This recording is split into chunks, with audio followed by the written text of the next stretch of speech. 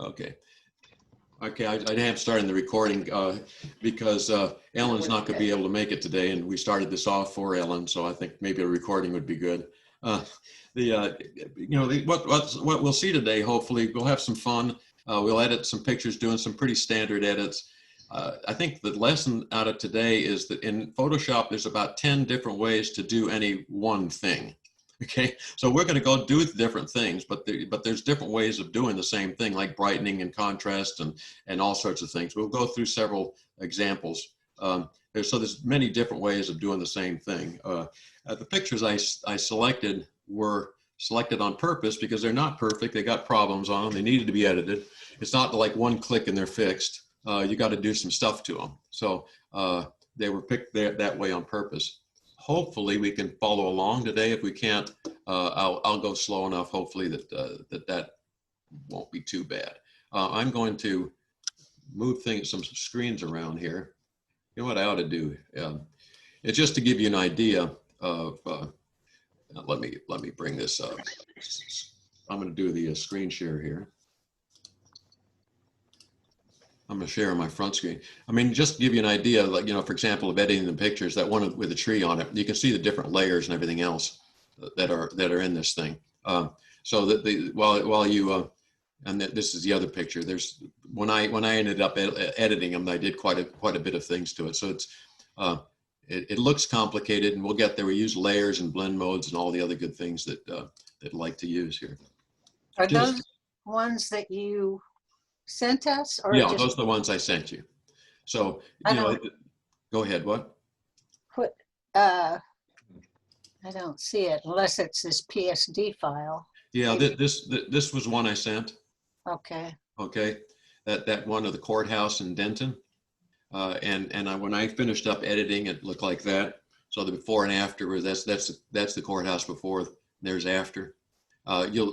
So that's one thing you'll see between the before and after. For example, if you see the area in the lower right, there's grass, there's a junction box here, and there's no cloud up here. Afterward, we got a cloud up here. This is filled in. So we're doing some different things with this picture to make it look like it did in the after. That's one of the ones I sent out. Okay. The other one I sent out was this tree picture here. We got the before and the after. And this one I did add a sky in. The Denton one I didn't. I don't know if we'll get through both pictures or not, but they're not complicated editing pictures. But what I thought I'd do is start off with the Denton one first, the courthouse. For those of you who are familiar with, or not too familiar with Lightroom, I'm going to select the courthouse. And then I'm going to select one of the sky pictures up here by hitting Control-click.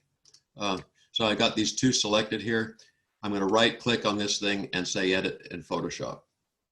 You can do the same thing by doing just File Open. It'll ask me if I want to do a copy. Now I just say do the originals. That's fine. No, I'll do the copy. Fine. So it's gonna bring those two pictures into Photoshop. And then I'll bring it back here. Well, I don't have the screen. I don't know how to do it. Just pull it up. Okay. So I got these two pictures in Photoshop. Hopefully you have them too. There's the sky picture, and there's the Denton courthouse. Y'all have that up there. You're okay. I'm not gonna run ahead of you. I'm not gonna go fast or anything like that. All right, just wait a minute. Sure. Now go ahead. I gotta get the Take your time. And the You can use either of those cloud pictures. This is a little bit easier. This is better. okay, that and the courthouse that already has some clouds in it. Yeah, Emily, if you look here, this courthouse here, it has a sort of a blown out sky in the background, but it does have some clouds. Which the other one going to pick? Okay. Which the other cloud we're going to pick? I don't know. And Which then was the cloud picture we're going to pick? I would pick something, maybe this one here, if you have that one right in front of you easily. Okay. What I'm going to do with this cloud picture. Photoshop 3? Yeah. That's where they're in. Now you want to go up and say photo edit in. Yeah. Photo edit in. Yeah. So if you're in Lightroom, photo edit in Adobe or in Photoshop. Andy, you got it? Yeah. How do I get rid of your screen? Up above the top. Here? Photoshop. I'm not. I edit it with a copy. Did we just get somebody coming in? I don't want to get ahead of anybody here. Okay. Okay. There is, So when we get to edit photo with Adobe Photoshop 2020, Yeah, and we have it says what to edit, and you have three options: edit edit a copy with Lightroom adjustments, or edit a copy, or edit original. yeah, and it's up to you. For example, if you wanted to edit the original, if you were editing a PSD file with a lot of layers in it, you would say original because you want to keep all those layers. Yep. Typically, you would edit the copy, right? Okay, all right. Yeah. Yes. Okay, typically. With the Lightroom adjustment, sorry. Can you see this? This is what So now the screen now. Photoshop is opening. Okay. Now, as we're thinking about this, typically what I would have done is I would have edited it in Lightroom before I opened it up, right? Lightroom is a fantastic editor, and it does actually, it's a lot easier and I think better than Photoshop for basic edits. But since this is a Photoshop course, we're not going to do that.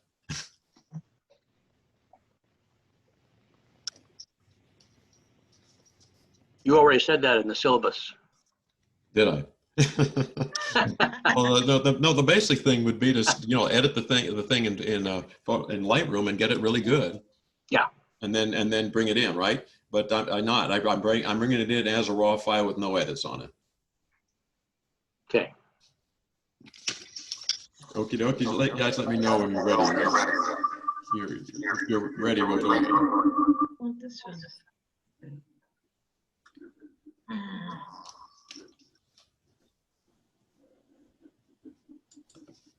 You okay?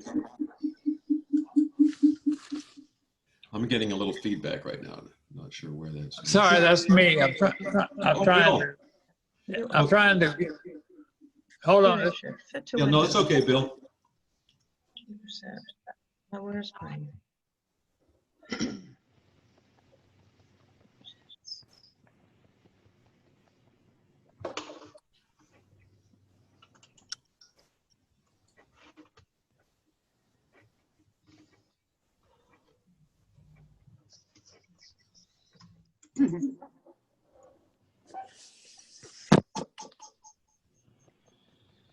You okay, Bill? No, not yet. I'm trying to get on my laptop, on my desktop. Yeah. Oh, you're getting a little feedback. You'll have to get the volume down on one of the things. Yeah. Okay. Maybe that's it. You got it, maybe? Maybe, yeah. Let's turn the volume down. Hey, Bill, why don't you try to get the two images up that, did you get the images downloaded? Huh? Oh, it lost Bill. No, there he is. Hey, Bill, did you get the images? Yes, I Okay. did. Yeah, why don't you try to open the one with the courthouse in it from Denton and one of the cloud pictures. I have this cloud picture open if you can see my screen. I can, and I have the courthouse open as well. Oh, okay, well, that's good. That's the two that I want you to have open, okay? I didn't know they're both open. Let's go ahead and start this thing. Yes. Maybe. Click on Just it. to start with here, you'll notice we open this image and it's a background image on the right-hand side. You can see my Photoshop, right? Here's the image background layer with a lock on it.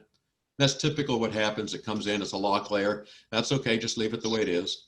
Now, what we're gonna be doing is doing a lot of basic adjustments first. I always start off with the nice basic adjustments and then we move on to the more complex things. The basic ones are the ones you typically do in Lightroom, right?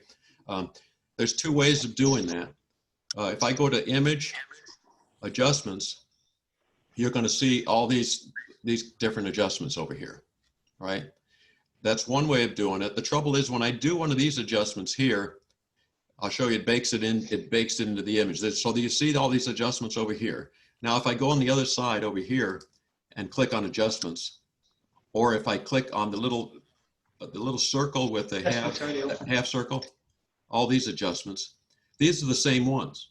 Oh, they have circle. Okay, these are all the same adjustments here. as you'll see if I go over to image adjustment here.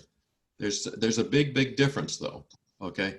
Well, the first difference is these two down here, highlights and shadows and HDR toning, are not present over here. You won't find those over here. For some reason, they don't have it. I don't know why. I don't use those anyway, so that's okay. The other thing is if I start doing adjustments, for example, here, and let me just take an easy one. I'll say, I'll just hit exposure. Okay, it brings up a window. It's going to change this layer here, and I can change the exposure down to whatever I want, right? And when I release that adjustment's now baked into that image. I can't go back and change it now.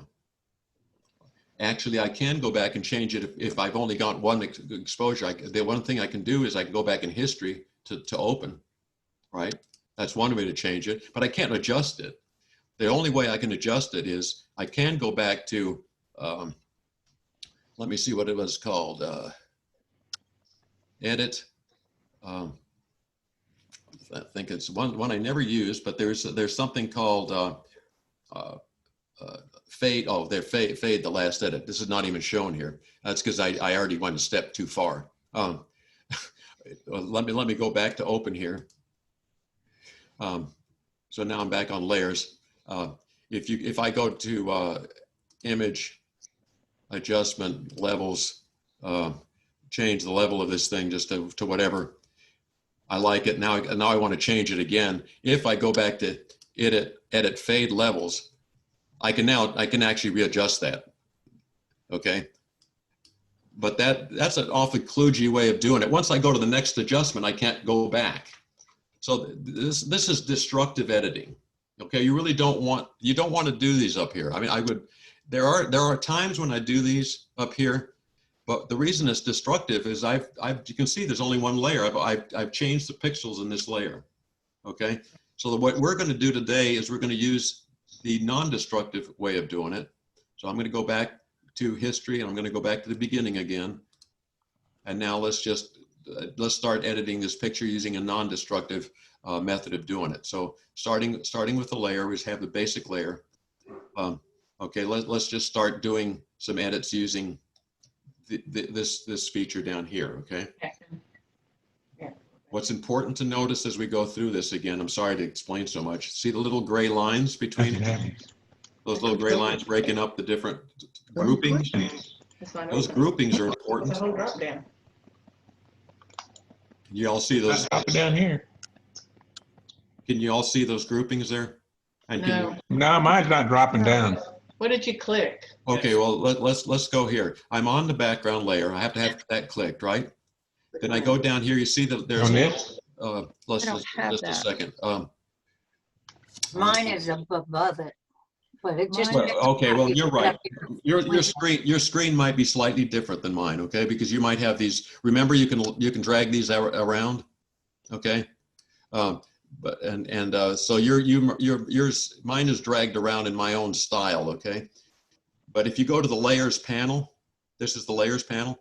Right at the bottom of the layers panel, there's a bunch of little icons. Layers, yeah. The one I'm looking for is a little half circle. Yeah. I have the icons, but they're grayed out. Yeah, so are ours. Well, are you clicked on the layer? Yeah, I'm clicked on the layers and Yeah. I highlighted background. I'm not getting this. Yeah, mine's grayed out too, Chuck. Okay, well, try Chuck? doing something else. Click on the background Chuck, and do. Chuck, this is Thor. I think what they're looking at is the wrong spot. If they're on layers, it's at the bottom. I have some that are also grayed out. but Oh, if you you're go to looking up at the bottom top. of the layers. Oh, Oh, I yeah. see. Okay, you're Well, right. mine- There's yeah, one at above the it. bottom too. On the bottom, yeah. Uh-uh. Go If you down look at here. mine, they're on the bottom of All it. the way down. Go figure. Okay. Now yours might be, your layer panel might be down on the bottom here. Yeah, it opened up now. Location in the bottom right. Huh. Yeah, it opened up there. Oh, So if you go down to the bottom of the layers panel, very bottom, you should see, have a little half circle there that says. Like a half moon. Yeah. Okay, Oh, do you see it now? yeah. Okay. That's important because I mean that, yeah, your layers panel might be in a different spot than mine. Remember with the first meeting we customized, I just have mine this way. You know, you might have yours in a different spot. That's Oh. good. But let me do something to, let me go to Photoshop Essentials, photography. I'm going to change mine around. No, that's photography. I still did that. See if I can get back to workshop. Okay. I've got mine here now with layers down at the bottom. That's I'm going to be confused myself. I don't like that. Oh, don't do that. Okay, I'm going to go back to the way this is. Fine. Okay, did you all find this thing? The little. Mhm. Okay, so what I want you to notice though as we get in here, if you click on that little circle, you'll see a drop down with all these different adjustments here. There's a reason Adobe put little lines, grouped them together. Okay. They also do that when we get in later on, we start to talk about blend modes. They also do that. You can tell what these groupings are here, usually by the first adjustment in that layer. This first group of 3 is about color adjustments. Okay, or no, I'm sorry, solid color. Solid color, gradient, and pattern. Yeah, Right. yeah. So you said solid color. So that's a solid color overlay, okay? These are overlays. This is a gradient overlay and this is a pattern overlay. You're not going to use that for basic editing, okay? If I hit solid color overlay, for example, you're not going to, don't do this, but I hit solid color overlay. I can say I want a green overlay, whatever color overlay there. And you see up here, create a layer with a red color. That's not going to be any use for you unless you're going to get tricky and do, things like this and stuff like that. You know? So don't, Gotcha. that the first 3 there, and I'd get rid of a layer if you just drag it down into the can. Okay. So the first 3 here, sorry, the first 3 are overlays. For basic editing, you don't need those. You might need them later on when you get into some tricky things. Okay. The next 4 here, the first thing says brightness contrast. Okay. This is about lighting. This is about Right. Brightness, contrast, exposure, things like that. Right. So that, if you're in Lightroom, for example, you've got the brightness and the shadows and all that good stuff. That's what this is here. Okay. Now the next ones here, these are all about color. Okay. So the ones you're going to use are the center 2, right? For doing basic adjustments, it's going to be either lighting and contrast, or it's going to be color. That's what you do in Lightroom typically. When you get down to the bottom here, you're getting into really crazy stuff. Okay. Posterizing, if you wanted to make it look like a cartoon, I can posterize this thing. I can change the number of levels in the thing and make it look at, cartoony and things like that. So, it's, I don't want to do that, but those are special effects, if you will. So let's get into, looking at what this thing needs. There's something, I don't know how you get, there's 2 different, you'll see the word brightness sometimes, and you'll see the word exposure sometimes. And those things are different. Okay. What is brightness and what is exposure? Yeah, a lot of difference. So they work differently. The best way of showing that is, let me see if I can do this. Here's this here. I have a gradient here. This is the exposure adjustment here. Down here, I've got exposure. If I run exposure all the way up, you'll see it made it all white all the way to the right here. It left the bottom. Now let me turn off exposure and let me go to brightness. If I go to brightness and turn it all the way up, it'll always protect the highlights. Brightness will always protect the highlights. If you have pure white, brightness will leave it pure white. So that's the only difference. Brightness and exposure are the same, except brightness will do more to protect the highlights than exposure. So when you see the 2, don't get too confused. It's not there. It's a goofy distinction, and I'm not sure why Photoshop does that. But let's just start doing an edit here. This is the background here. I would hit the adjustment. And I'll say, okay, let me just do, I'll do a levels adjustment here.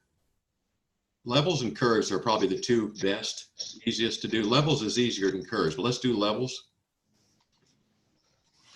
And you'll get a little panel that'll show up for levels, okay? And I'm going to drag it out so you can see it. You don't have to drag it out, okay? So here's the levels adjustment here. Hmm. All right, and you'll see some different things on it.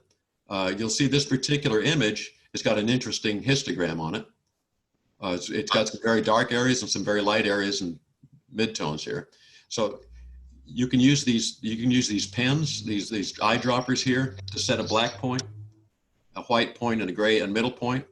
So if I, for example, I use I'm clicking on the black eyedropper on top, it now comes out with a little black eyedropper.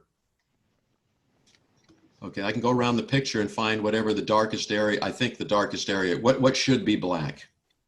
And Maybe I can that click, shadow up on the top in the window. huh? That You could shadow under the dome in the window. You could do that, or I'm going to go down to this little bush down at the very bottom here and click down there. Okay, so I'm going to click that as my black point. This is like in Lightroom when you set the black point and the black point and the white point. Okay, so I just set the black point on the image. Okay, and now if I want to set the white point, which is the whitest area, which is the most blown out area, I'll do the same thing. I'll click on the white. Go ahead. What? You had a question? Okay. No question. I'm going to just find the whitest areas, probably these blown out clouds here, and click on them. Okay. Now that's set the white and black points in the area. What's interesting is this middle one here, the gray one. You want to find a neutral gray and click on that. And it'll also set the white balance. So in Lightroom, when you set white balance, the center eyedropper, if I find neutral gray, let's just say this little pillar back here looks neutral gray. This looks too blue over here. You got to be careful. How about that thing next to the stairs? Over here where my Looks like a outhouse or something. yeah, it's actually monument. It looks like it, but it's not. It's actually a sign for the. But I'll click on that. Okay. Okay. There, you got it. It actually warmed up the picture a little bit when it did that. That's fine. I like it. So that is essentially what you're doing with levels. Okay. You can use these little eyedroppers to set the black and white points, and use the middle one to set. Find a neutral gray color, and it'll set the white balance in the picture. So in Lightroom, you would have done that with some 3 sliders, black and white and white balance, right? You all have that? How do we get the eyedroppers? Okay, if you get the eyedropper, just click on them. You see? I mean, but I guess I'm just not seeing where they are. Well, yeah, You click on that half circle on the layers. well, first you have to bring up the adjustment layer levels. I just pulled it out. I'm going to, pull this properties thing panel back down here, but I mean, you don't have to, I just pulled out this thing so you could see it.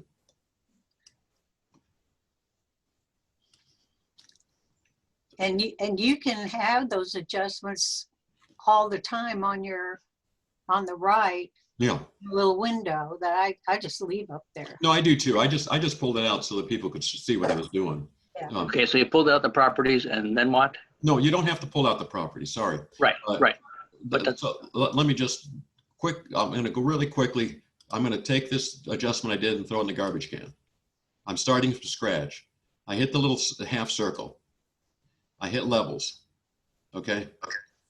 Now this level properties panel comes up. okay. Yeah, oh, Now I hit the black. I get that black eyedropper and select the blackest point in the image. Okay. Click. Got it. I go to the white one, select the whitest point in the image. Click. Got it. Then I take the middle one and say, okay, what's neutral gray? Some pictures don't have a neutral gray, but I'm saying that this is neutral gray. Okay. Okay. Great. It sort of warmed up the picture. I like the results. So that's using levels. you can do very similar with curves, okay? Has everybody got the levels one? Over here. That's Now, the good. Thank reason you. Now, the reason I said there's so much, you can, in Photoshop, there's 50 different ways to do anything, okay?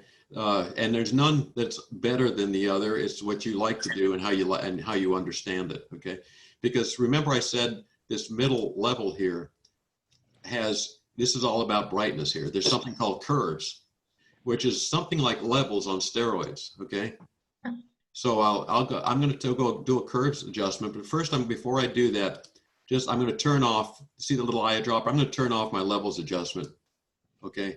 Because I'm going to put a curves, I don't want the levels, I just turn it off because what I'm going to do is show you, Hey, you turned on?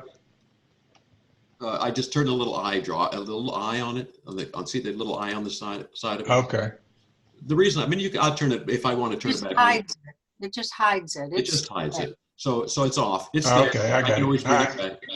Yeah, but let's try a curves adjustment just for difference. Okay, here we did the levels adjustment. You can see it was pretty simple. Those 3 eyedroppers. Let's do curves adjustments. Okay. Again, you don't have to pull this out. I'm pulling it out just to show it to you bigger. Okay, because it's a little more visible. You can Curves adjustment? Yeah, this is a curves adjustment. Okay. You'll see it looks a lot like the levels adjustment in the sense it has eyedroppers over here. Okay, it's got a little curve icon. Mine didn't look good at all. Do you have that, David? Where do we It find didn't it? look like yours. And mine doesn't look like that. Everything's on mine's all on the left side on the curve. On the left side. Yeah, for some reason. What do you? You have a curve like this right here? Yeah, but it's not shaped like yours. Oh, it's not shaped like yours. Okay. Second, your curves adjustment. You might be doing a curves adjustment on. Make sure you're doing it on that. You've hidden the levels adjustment. Let's see. Let's- It says curves up here at the top. It's got curves on. Properties up there right under it says curves. Did you hide the levels? That was what he said. Yeah, you don't see it, do you? Let's. Just I think. wonder if you have to start with the Yeah. background selected. Yeah, and you then have to start with the background selected, and then put a curves adjustment on it. Hit the background thing right here. Hit that one. Now hit the curves.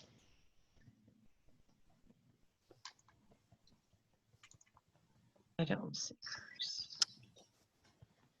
Well, it looks different. Yeah, it's still different. It's still different. Let's go. Wait. Go back. I got it. Never mind. My diagram wasn't hid right. It doesn't show the full thing. I had to go up and down on my right side to move it up and down. Okay.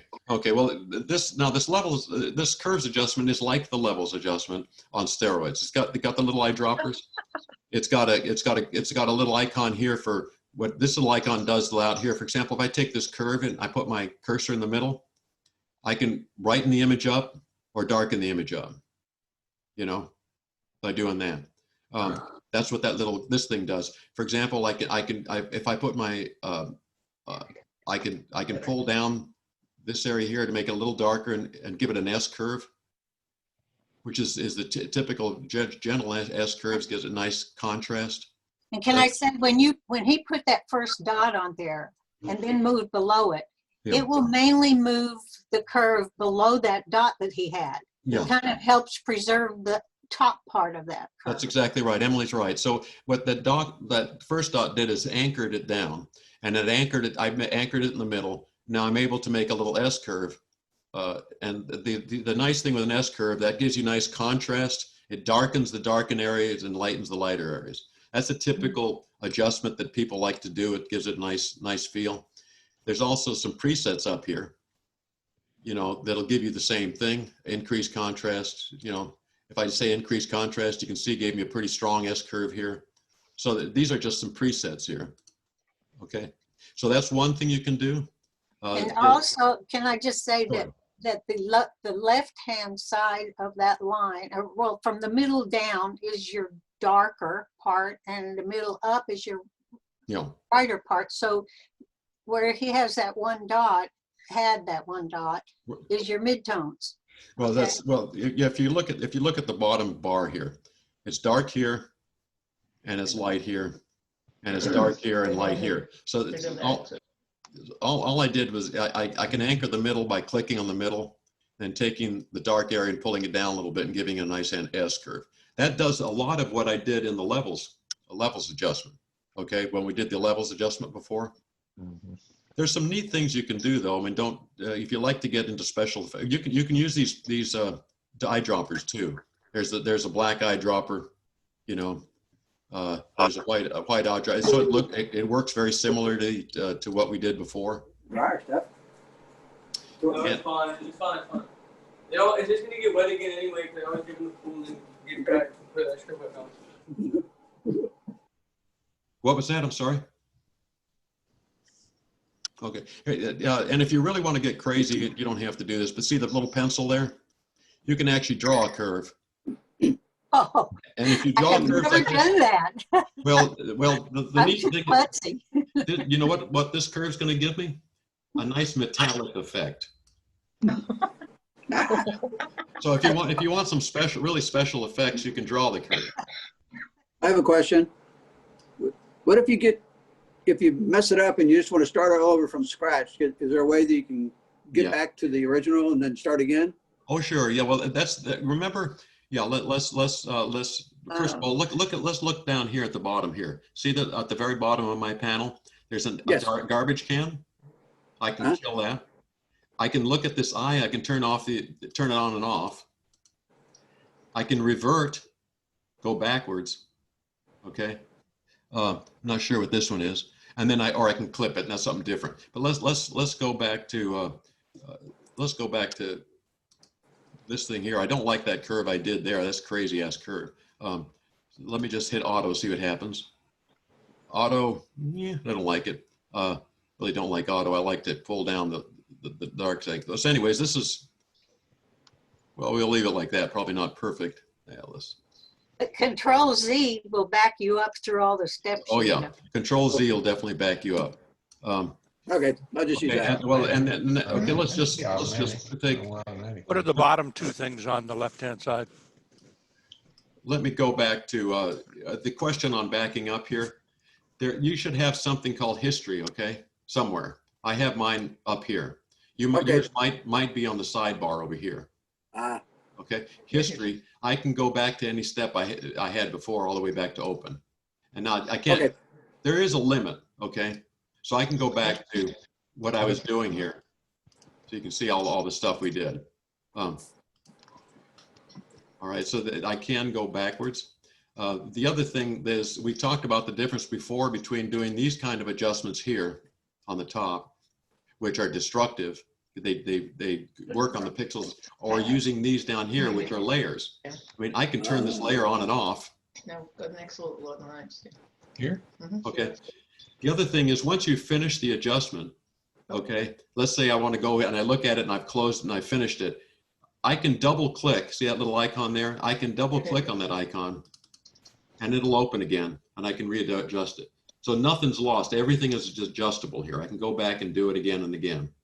All right. Non-destructive. You're being destructive? Non-destructive. Non-destructive, yeah. So anytime I want to make an adjustment, for example, if I want to turn off that curves adjustment, turn on my levels adjustment, and then redo the levels adjustment, I can double click on that. I've got levels down here now, and I can redo the levels adjustment. So that's nice and easy. Okay. So let's say say we've got the contrast and light about what we like. Now the sky obviously is not where we want it. It's still sort of blown out, but we'll fix that in a second. Okay. So let's just say that I'm going to stay. Let's see. What do I like better? I'll stay with my curves adjustment. I'm going to get rid of my levels adjustment. You don't have to. You can keep whichever one you want. So let's say we got the light about where we want it now. Remember, these are about light here. So we used brightness, contrast, levels, and curves. The levels and curves are what you're going to use most of the time. Okay. Now let's get down to color. Okay. This picture's color is not bad, but you have vibrance, hue and saturation, color balances, etc. You're going to see another slider in here I think it's going to be in here that says brightness in it, or lightness. I just hit hue saturation. You see lightness? At the top of the second. Yeah. section. Well, what I want to emphasize is that let me just get rid of that. When you get into this area here, remember this is about color down here, not about contrast and lightness. So if you see something in here that talks about lightness or brightness, it's not the same as up here. It's not going to work like you want it to. So just be careful. Let's take vibrance here. Okay, vibrance. I've clicked on vibrance. The difference between vibrance and saturation is just like Lightroom. It's no different. Saturation is like, a big old gas pedal. It takes every single color in the picture and runs it up and makes it stronger and stronger. So I can, if I run vibrance up, you'll see every color in that picture gets more saturated. This is not vibrance, it's saturation. Okay. That's now, if I want to recenter that slider, I can double click on the word saturation. It goes back to center. So if I slide something over, I double click on the word saturation and back to where it was before. The difference between the vibrance and saturation, if I take vibrance and run it up, it'll also saturate the picture, but it won't saturate everything that's already heavily saturated. Won't get more saturated. It only takes the things that are not fully saturated. So I'll run the vibrance up a bit on this thing. It also doesn't saturate skin tones. And skin tone. Yeah, exactly right. So if you got people in the picture, it'll leave your skin tones alone. Right. So you don't turn them into a pumpkin, right? Because you can run, if you had a person in this picture, you run saturation up, they'll turn orange. And we know about that. Okay, so each one of these just adds a new layer, right? That's what it looks like. And then if you mess it up, you can just delete the layer and do it again. Right. So you can see vibrance came up as a new layer. And you don't have to delete it. You can just modify what you did. Yeah. So if you don't like it, you just double click on it. Okay. Now something I should have done at the very beginning of this picture, but we can do it now. Okay. So I've got the picture toned about right. Okay. In terms of lightness and color and all that stuff. Let's just say it's about right. But I'm looking at this picture and I see the grass here in front. And I want to fill that grass up. I wanted these bushes to come all the way around here. And like an idiot, with my camera, I didn't do the right thing and didn't fill it up here. And I don't like this junction box over here either. Okay. So let's fix those problems there. All right. The way to fix those problems is I'm going to go back down to the background layer itself, because what I want to do is to work on the background layer. Okay. And I'm going to use several tools here. Should you duplicate the background? Because some things it won't let you do on that locked background. I can duplicate the background, or I can or I can put it on a set. I can make the adjustments come out on a separate layer. Let me do something here. One thing I can do, for example, if I put an empty layer right above it, I clicked on that little plus sign right there. See that? And right above, I had my cursor on background. I clicked on that plus sign. Now I have that empty layer. Oh. You got that? Now what I can do with that empty layer, for example, is I can go to my clone stamp tool on the left-hand side.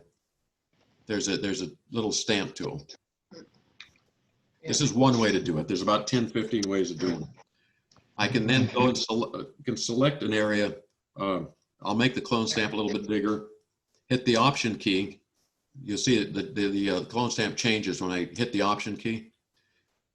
I can select those flowers there and clone them over. Oh, like a second, I have to sample. Since I'm on a blank layer, I want it to sample the layer below that. So current layer and below.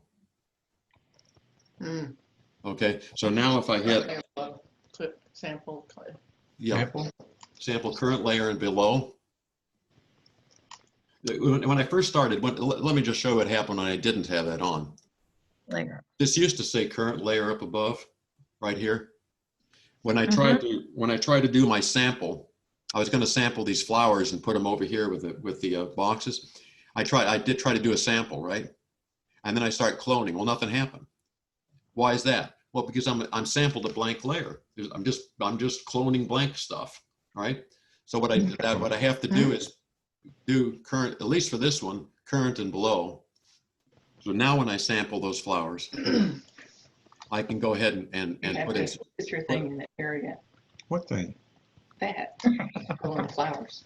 So what I can do is I can start putting flowers in where that box is. Okay. So that's one. I'm stopping through again. I can't get mine to clone. How do you do that? I got it on the stamp thing, though. Okay. You have have it a on you have a normal blank mode? layer there, David? Pardon me? You have a blank layer? Yes. Yeah? Okay. Then you got the stamp tool, clone stamp Yeah. tool. Okay. It's not Yeah. the plant. Okay. Up above it says sample, current and below. Also, there's normal and the Yes. opacity. I'm going to go that. I just want to let him get one at a time. Put current and below. Current and below. Then the other things you want to make sure is opacity is 100%, flow is 100%. And Okay. normal. 100%, flows 100%. Oh, Okay. that's right. Yeah, 100%, 100%. And normal. But it didn't, I don't have that little circle, though. Well, if you pull down hit the option key, Or alt. option or alt, yeah, Okay. and it'll change. If you look at mine, if I hit the option key, you'll see it changes to a little, and then I'll put that where I want to sample from. Let's say I want white flowers there. I can go down to some white flowers. Okay, now it's sampling from the white flowers. I can go, now I release the option key and put my white flowers over where I want them. Do you ever have a circle? No, I still don't. Huh. I never have a circle. You're not holding the key down. Well, I still don't. When you get the circle, just push down on your mouse and move it, and it'll copy the stuff. Yeah, when I do the little, you don't get that little circle, David, that I got up above. See in the sky? With the Nope, plus. I got no circle. You Yeah, don't have- okay, a second. Hold on. Can we back up to say how we find the circle? Well, which element we select? Oh, yeah, let me Sorry. go back to. It's not the lasso tool. No, it isn't. Going down the left-hand side, there's a One little. that looks like a stamp, like a There's a Looks like a stamp. rubber stamp. You see, there's a rubber stamp there. It says clone. Kind of looks like somebody's head and shoulders. Yeah, like a rubber stamp handle. Yeah, like a rubber stamp. Oh, yeah. Okay. Got it. Thank you.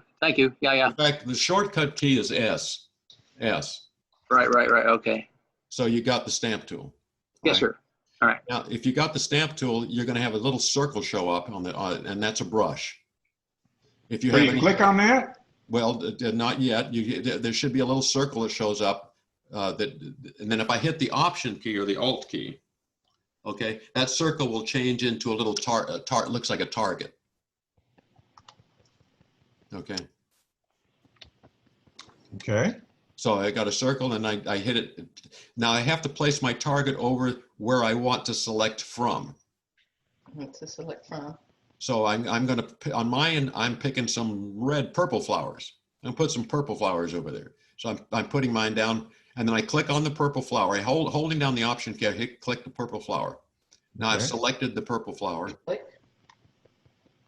Now I can put those purple flowers anywhere I want. Hell, I can put them out in the middle of the field if I want, but I'm going to put them over here with the other flowers. And so I'm going to, and then I click down and I put those purple flowers down. It didn't. Nope, it didn't work. Oh. So when first you click, you hold the alt key down and you click on the area you want to use to copy from. Yep. And then you release that alt key. Okay. Okay. Then you go over where you want to paste it to and push your mouse button down and then just move it. Can you, David, can you share your screen? Didn't work. Can you share your screen, David, just to see it? No. Hang on, I'm back in. Let me have it. Connie can share my screen. Okay, Connie, can you share the screen? Yeah. Let's see. Oh, where's all the Zoom stuff?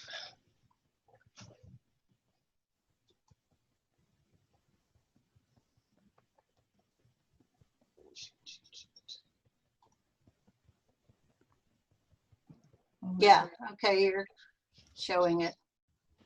We are showing now? Well, I see, oh, no, No, I don't see it. both have two different windows. Okay. Oh. No, I don't see it. Yeah, it's just I didn't get that option yet, so. Okay. Let me see if I thought I had it set up so you could share. Mm-hmm. Yeah, multiple people can share. Okay. I'm not seeing any option even to share. You down below, you don't get the share screen option? Nope. Man, you've got really some strange stuff going on. If you scroll and go down to the bottom. does Yeah, it- she shared yesterday for the workshop. You got Oh. you Oh. were sharing. You're on the Zoom thing. I've stopped my sharing. Do you see the bottom row of commands? Yeah, I would normally. But you don't see share there? Right, right. No, I'm on just the Zoom page now. That's all it shows is just Zoom. With it where it has mute and stop video over to the middle. No, maybe he's gotten out of it, maybe. Because I don't have any of that now. Let us try getting back into Yeah. Zoom, because I don't even see where, he might have hit the get out of it, because it's not in here. That's the trouble with having so many windows open on a PC, is you get it hidden behind another window. Yeah, I think it dropped us. No, you can. I can see you perfectly. Because It's we not- can Mhm. see you. Yeah, Yeah, but what you you're can seeing see now it. might be my laptop. But I'm seeing both Connie and David. Mm-hmm. I Yeah. know, but we're sitting right beside each other. okay. Yeah, but I mean, I see two Oh. windows, one for each of you. Yeah, you're looking at the wrong window. Okay, Oh. now I do it. I see something coming up. Says Yeah, Zoom. yeah, that's what I said. Yeah, you're back. Okay. Yep, hang on. That's what I said. I think he got dropped. Okay, I'm seeing a Photoshop come up here. There you go. Yeah. So here, I'll let him have There you the go. mouse back. Okay, I see it, David. I've got it. All right, see, I've got the stamp thing. Yeah. Yep. Hold And then it- when you- hold it down for a second. Just hold it. Get the stamp and hold it all the way down. Okay, You got the right stamp. Okay, it's not the pattern stamp. Okay, you got it. okay. All right. And take And it up over. above it says 100. It says 100. Yes, capacity, 100, and flows 100. And he's Current, got brush size. current and brush below, it size says is very good. small. Yeah, all right. You're on there. The brush Alright. size bigger. Yeah, the brush size is too small. I Oh. found that out on mine too. Okay, yeah, get the Size is brush like size. 21, you need like 400. Yeah, you get up to 400 and you get what you had, Chuck. Yeah, if you hit the Where's- right bracket key. Or do that. Yeah, go up there and hit that. That, Yeah. And yeah, get a bigger brush size. you got a bigger brush size. this size, just move it. Oh, here, okay. Yeah, that's the slider. How much you want to go to? Just do that and let go and see what happens. Go Okay. outside. Okay, yeah, now it's got something. Yeah, Okay, now you okay. got. Now, David, the thing you can do with that brush is you can also change it with the bracket keys, the right and left. See the square bracket keys? If you hit the right one, it'll get bigger, and the left one will get smaller On your keyboard. on your keyboard. On the keyboard down here. Oh, okay, okay. Okay. All right. Okay. Now you can. Now, if you hit the option key, that should change to a little Oh. target. Yeah. There you go. Okay, yeah, yeah. Now you can I think select the it's- flower, whatever it is you want to do, Okay. and then go and clone over the utility box. You know. Do you keep the option key down or No, alt key down? after you selected, that's it. Now you've selected. You let go. Yeah. Now you can move it and put those flowers anywhere you want, right? Oh, okay. So just click and rub it with your mouse. Yeah, just rub it across and it'll start. Oh, I see what you're doing. Okay. That's All right, you copy got that? area. This, I mean, All right. the reason, I'm- I mean, I'm all flowered up now. Okay. Well, the reason I wanted you to get this is if there's a strong point in Photoshop, this is it. Okay, these are the strong, this is the reason you Yeah. come to Photoshop. You Well, can- it's also in Elements though. oh, it is. No, it is. I'm sorry. But Yes. you, know, Yes.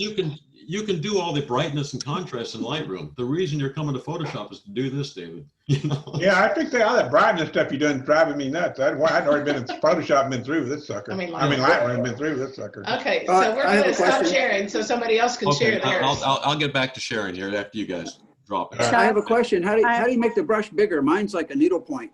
Okay. See, that's why I said everybody needs that help, I Yeah, think. yeah. It may be too big. Needle Okay, point well- will also show if it's too big, but you use the bracket keys to alter the size, or you go up in the corner. Yeah. Yeah, I You think see, somehow or look, other we But left the it. breast can you see my screen now? Yes. I see that the thing gets bigger and smaller. Yeah. What I'm touching is, you know, those little square bracket keys on the keyboard. Oh, okay. The left one makes it smaller. The right one makes it bigger. Oh, go figure. Okay. But you can get a funny little teeny tiny Okay, you want to get back cross to if it's too big also. That's Oh, Chuck's. no, yeah. If it's too big, Yeah. then you have nothing. The other thing you can Bracket do keys. sometimes is, let's see. So you want Chuck's there. Oh, I see. If the cap, the other thing too, if you ever have a problem, if you look at mine right now, there's a little cross there. The reason there's a little cross there, you gotta listen to this because it'll happen to you and you won't be able to figure it out. If your cap locks is on, your capital lock is on, you won't see the cursor either. I mean, you'll see a little cross. Oh, And one okay. day you're going to be there and the cap locks is going to be on and you're going to say, I can't get this damn thing to work. And another one that'll screw you up is my control key got stuck down. It kind of locked in. Even when I let it go, it was still down. Okay. So control will do that to you too. Okay. Well, what I wanted to do this, the reason we just did this little cloning exercise here, and that was sort of the reason I put it on a separate layer, right? I could have done it destructively right on the background layer. I could have, but that's destructive editing, right? Suppose I didn't like that, what I did there. If I turn off that layer, that utility box shows back up again now, see? So that layer is totally non-destructive. I haven't touched the original pixels, right? Mm-hmm. Okay, that's pretty nice things to do. Now let's try a different technique here. I'm going to get rid of this little layer that we just cloned. The utility box is now back. Okay, if I go, I'll do another background layer. Except instead of the clone stamp tool, there's things like spot healing brushes over here on the left. I'm going to use the patch tool. It's one of my favorite tools, little patch tool there. So get rid of your layer. Yeah, just take it down the garbage. Go to garbage? Yeah. Okay. Then I could have another layer though. Layer, How'd I do that? The only trouble with the patch tool is you can't do this layer and below. So I'll How you make the new layer? okay, the new layer, David, is just that little box with the square Oh, on the it. plus. The plus. Yeah, down. Yeah, okay, yeah. Okay, okay. And now we're going to Patch tool. Yeah. Patch. So that won't work. Let me just do something. Right. You don't need the new layer, so drag that new layer back into the garbage can. Sorry. This is where you go to Emily's can copy the background. The patch tool is the destructive tool no matter what you do. So what I did is see the background here. I hit Command or Control J to copy it. You have to pick it first. Yeah, you have to pick it. First you put your cursor on it, You got it and then you selected. put Command or Control J. The other way you can do it is if you go up to the little menu up above, little menu bar, you can probably New layer. new layer copy. You could also right click on it, I think. Yeah. So anyways, so now I have background copy. The reason I did that is I'm going to use a patch tool and it needs pixels. The patch tool won't work on a blank layer. Duplicate. Say no. Here. Okay. Okay, duplicate. Okay. Okay. Got it. It's background copy, right? Yeah, right. Background. So now, and the reason I did that is the patch tool won't work on a blank layer. So background copy, nothing's changed from the other stuff.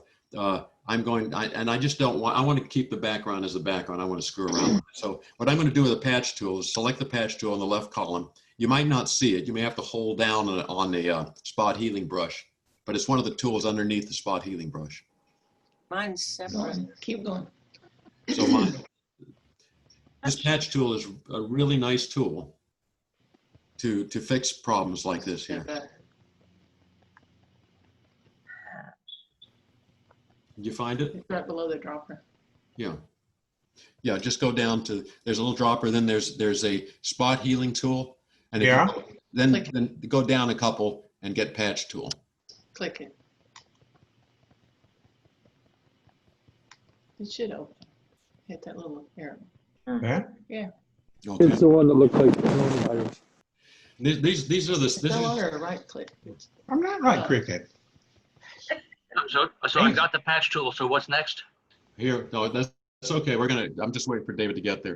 Okay. What are we getting? Okay, cool. Okay. Spot healing brush too? Patch tool. Patch. I don't have no patch tool. Looks like There it is. somebody You sewed got a it. patch on your pants. Okay. Now what I'm going to do with the patch tool, you see where my cursor is on the left-hand side by the utility box.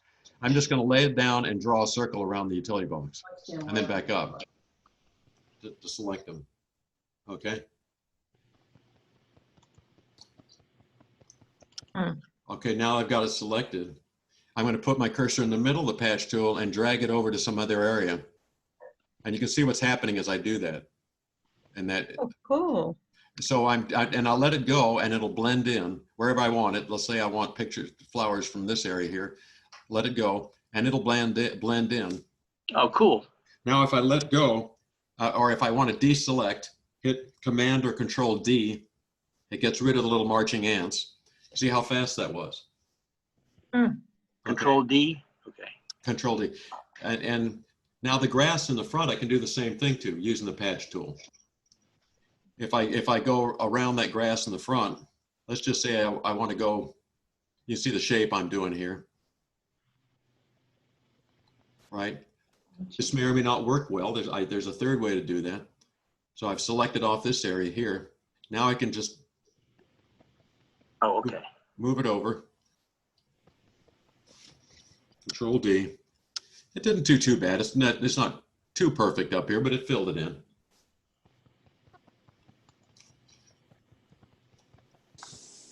That patch tool works really good for getting, say, for example, if you're in a picture and you got some tree branches here sticking into the sky or something, you can just select the tree branches, drag it over to the sky and get rid of them.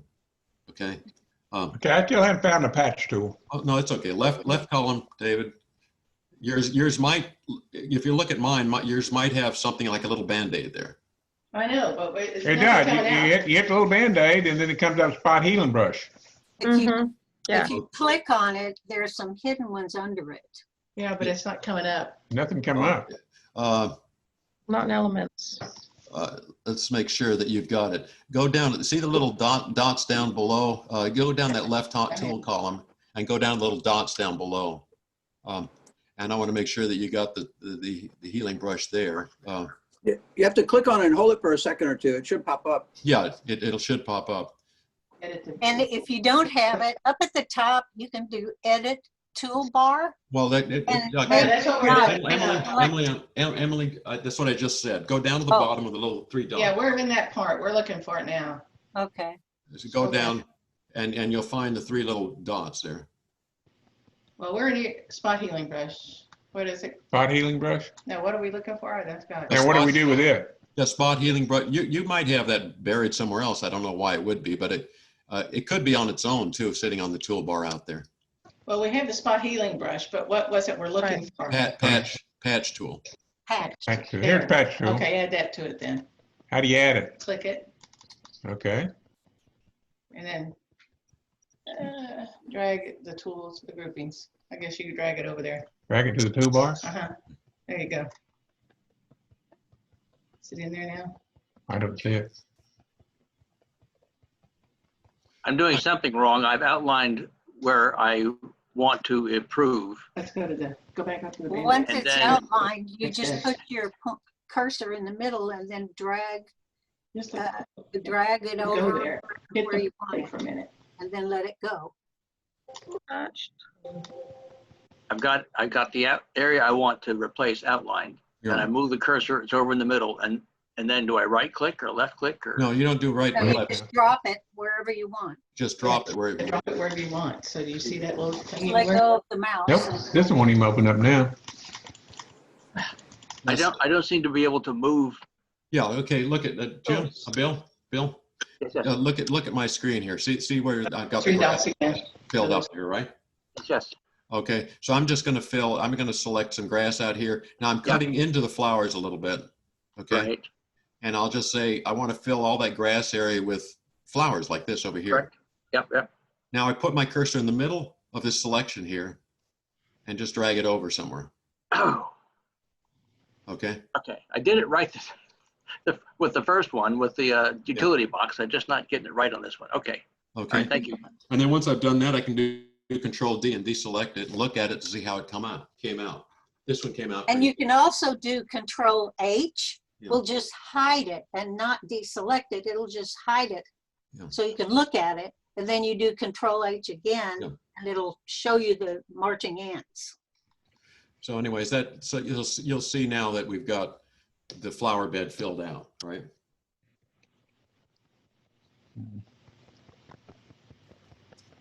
Those are two common ways of doing that kind of thing. The clone stamp tool, the patch tool are both good. And then one of the main reasons you use Photoshop, to clean stuff up. Oh.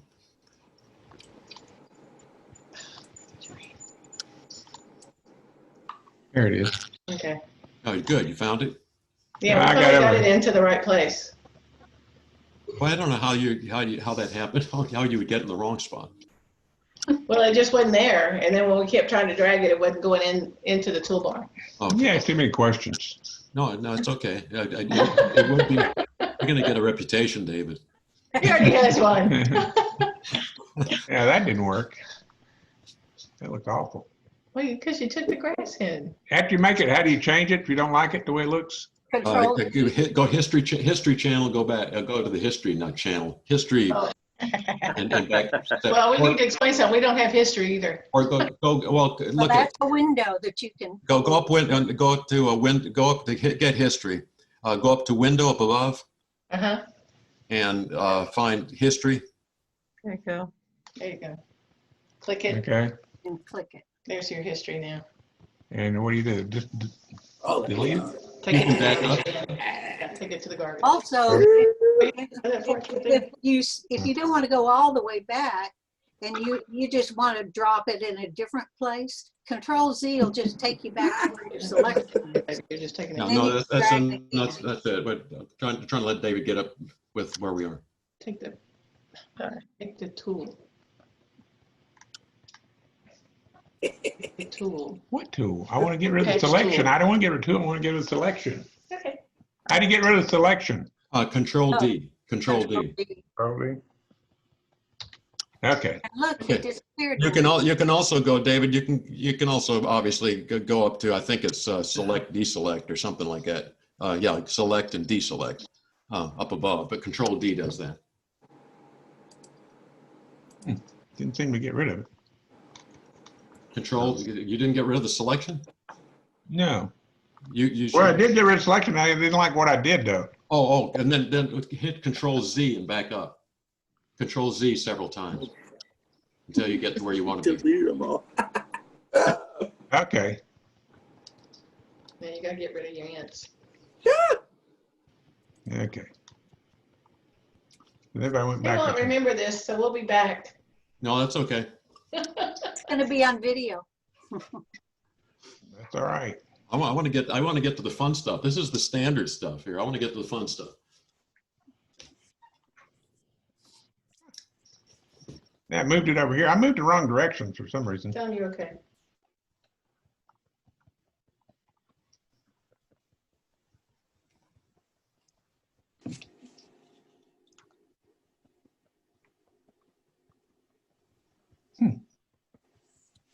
Okay. Okay. Let's get on. I'm gonna fix the sky now. Okay. All right, everybody ready for that? Yes, sir. Ready to go. Let's go fix the sky. What I'm going to do this one, since the building is going up into the sky and stuff. There's some things I could do, but here's a pretty simple technique. With selecting the background copy where we had before. I'm going to use a selection tool on the left-hand side, which is the object, or not the object, the quick selection tool. On mine, it's the second one down. Yours is probably somewhere else. And on David's, it's probably in some other screen. So I'm going to do a quick selection tool. Right. It comes up a little icon. I'm going to drag it over the sky a little bit, and mine will select the sky off pretty fast. It doesn't have to be a perfect selection. So I just did that. That little brush right there, it's quick selection. Okay. Got it. And then just drag it over some little pieces of the sky a little bit, and it'll select the entire sky pretty quickly. You don't have to do a lot of dragging. And it doesn't have to be perfect. It doesn't have to be a perfect selection because we're not The building, because it's only got half the sky. You drug it. Oh, You can also use your shift key to add on to what you've already done. okay. Can't you see it? Yeah, I see it. Okay. Okay, you got that? So now that we have the sky selected, there's a couple of things we can do to fix that sky up, okay? One is, let's go to adjustments again, down below the adjustments, okay? So I'm hitting adjustments here. I'm going to go, the sky's too bright, so I'm going to go to, I'm going to go to a level, exposure adjustment. I'll just do exposure here to make it easy, and darken the sky down a little bit here, if I can do that. That's too dark. I didn't like that. Remember, we talked about the difference between brightness and exposure. Exposure does not protect the white. See, the clouds turn gray. I don't like that. Okay, so I'm gonna get rid of the exposure adjustment. You notice what happened since I had a selection here. It created a mask here. So that's good. Let me just go see if I can do anything. Exposure in a particular light. I can darken a little bit, just darken it a little bit. Okay. So you have to be pretty careful. You don't want to get the clouds too gray looking. What are you using? I'm just using exposure. I probably should have used brightness. Brightness would have worked better. But because I made the selection first, it was able to it created a mask automatically. Okay. That's one way to do that. What I wanted to do is show you a couple of different ways of doing things. So you can make it a localized adjustment just by selecting something first, hitting an adjustment, and it'll create a mask for that area that you selected. Whatever you selected will be white, the others will be black. So if I look at the mask, my mask looks like this here. You can see what it did. It seems like it's adjusting the entire picture rather than just the sky. Did I do something wrong? Or Selection? Well, the reason it did that, it shouldn't be adjusting the entire picture because it's masked out. No, it didn't. It's not the mask. You have marching ants on your screen? Well, I did. Okay. I did do the. Hey, Bill, do you have the mask? Is there a mask like you see mine with a mask here? Do you have a mask on yours like that? Yes. Yeah, the selection is what I have to choose, I guess, right? Yeah. The exposure or.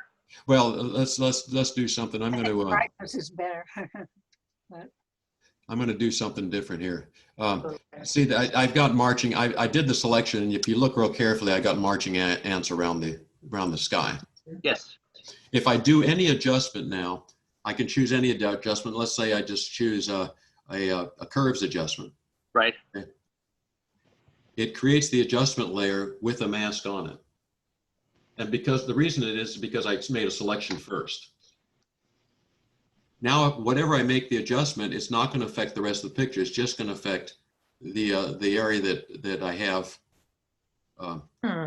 You can see it's darkening. It's making the sky bluer. Because I just pulled down that curve a little bit. Okay. Okay. This one. Right. Okay. Now let's do this one.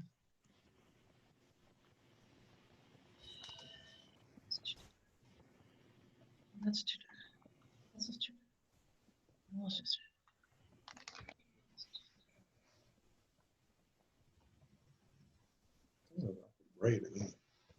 Okay, those ants are crawling around now. Oh, that's fine. And then hit adjustment and do a curves. Adjust. So then I hit layer mask. No, don't hit a layer mask. Hit with the and selected. Okay, the Yes, answer mark. Then just hit an adjustment and select curves.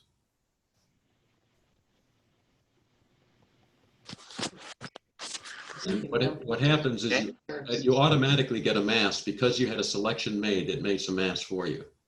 Okay. It should.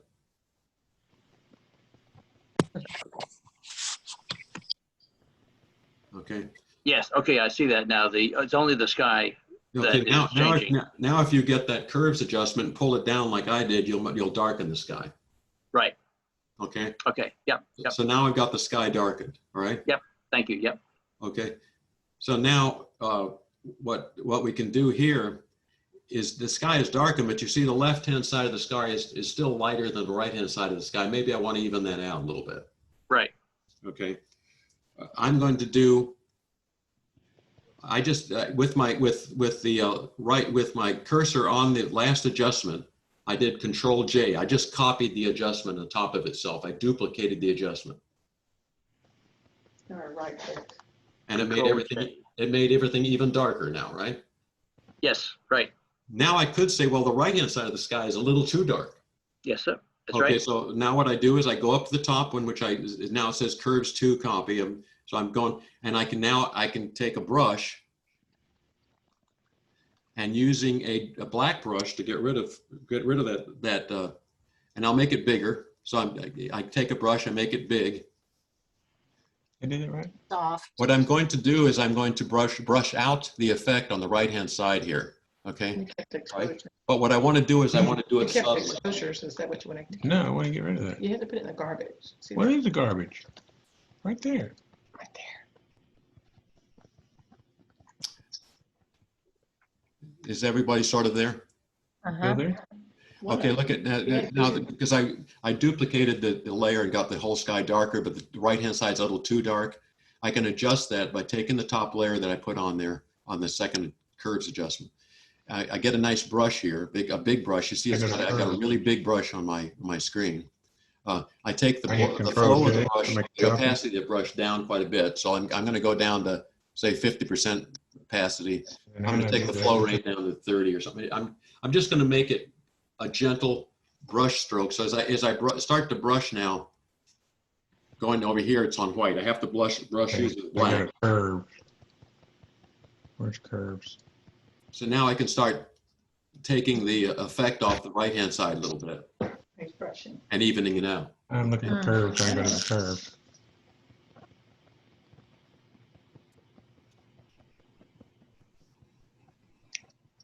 How do I get the curve? Once I make the new layer, how to get the curve? Yeah, let's go back to that. What we did is first we selected the sky, right? You did that? Yeah, I got that. And then with the sky selected, you got the little marching ants. Yeah. Go down and click on the adjustment, the little half circle. Okay. And then pick curves. Okay, all right, got it. And now you can adjust the sky down by pulling down that little curves. Yeah, I got it. Okay. Okay. And then what I did is, since I wanted to get the other side a little darker, after I did that, I just duplicated that same adjustment. Now it made everything darker. Duplicated it? Yeah, so it's a duplicate. Control J on put with your Whatever layer you've selected, Control J will duplicate it. Yeah, Control J will duplicate whatever layer you're on.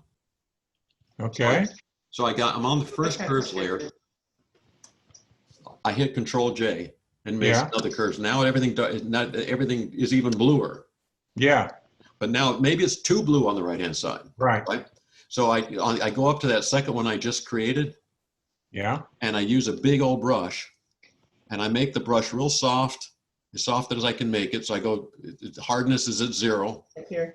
Big size. And I take the opacity of the brush down because I don't want to make this real. I want to brush it in gently. Okay. And now with that done, I'll use black to hide. I start gently hitting that left side and taking the darkness out of the right side, I'm sorry, to try to even out the sky a little bit. So now I've got a sky that's somewhat even. Brush, so How do I do the I don't know, paper he's brush? got his capacity maybe at 2100, I can't read. Do the capacity. Right beside it. Opacity? Yeah, opacity up above is opacity. Take it down to like 40% or even less. Because what happens is that the more you brush, the more it'll build up. It allows you to build up brush strokes with opacity. So you can brush once, it'll give you 20% or 30%. Brush again, it'll give you more. So that way you build up and it's more subtle. How did you do your brush? How'd you make your size of your brush? Okay, so first you select brush, right? And then On the side panel, right? The top panel, and then I go up the top. I make sure that I got a good size brush. I get the hardness all the way to 0. Look. Chuck, slow down and do one thing first. Okay. Select your tool. So here's the tool, brush. On the side. Yeah, that's what There he it is, had. brush, right? All right, got it. Go on Wait, top now. No, wait. Hit that again. Yeah, so you can see. Okay. Got the brush. Okay. Yeah. Brush. Yeah. And you can also hit B for brush. Okay. B. Okay, now I go above the top bar and you'll see something that where I see where I'm clicking there. I can now select the size of the brush. I just want it big. Softness. And the softness. The hardness is, I have the hardness on 0. Just stop for a minute. Hit the next one over. There you go. Now Okay, you're it's caught the up one with next to it. it. Okay, so I got it. Okay, now look at what he selected here. Okay, now if I come down, you'll see I've got my brush is sort of small there, right? But Well, you I took can down hit your it. stuff before we got there. Now we just gotten click back up on the upper left-hand corner. Yeah, there. And what does it say? I don't know. We got Soft small brush. print. Three of them. There's a soft round. I've selected a soft round brush.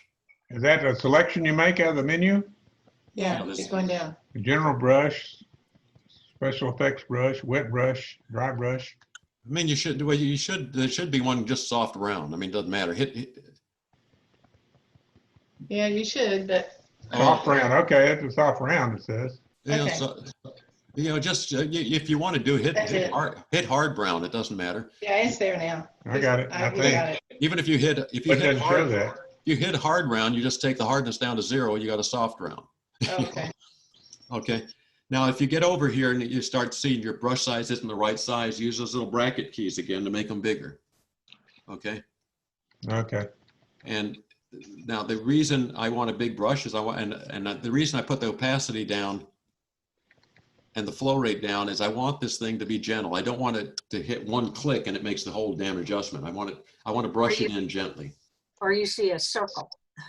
What's your flow rate on? 40, he said, or something. 40? Our That's capacity. capacity. I'm What's your gonna- opacity?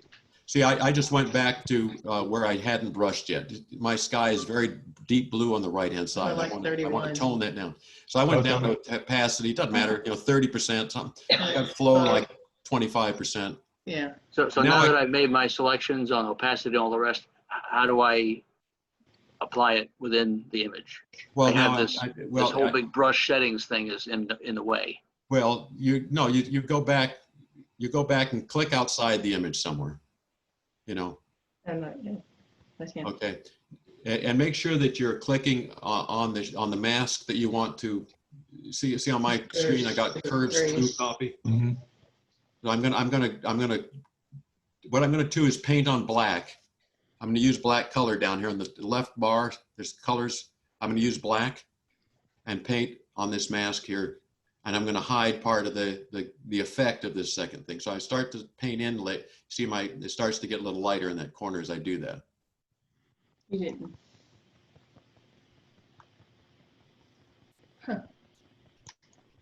Huh.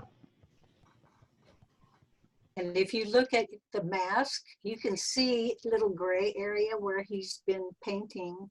Well, if you look at my screen, you'll see what I did here. See, it's all white on this side. What I did is I gently made a. All right. So much for that.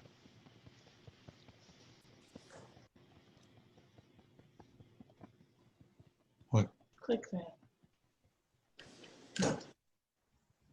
Oh, that's Chuck. Never mind. What? That was Chuck's screen. Oh.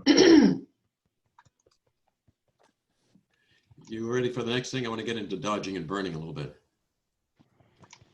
Well, somehow I lost it says I don't, But we're not on the clone stamp. I don't know what that's saying. I don't know either. You lost your brush, I guess. I lost something. No, I got the brush up there. You cannot use a clone stamp. I'm not trying to use a clone stamp. No, if you hit B, the letter B, you'll get brush. I got B. Okay, that's a brush. Yeah. You want a soft round brush with low opacity, big.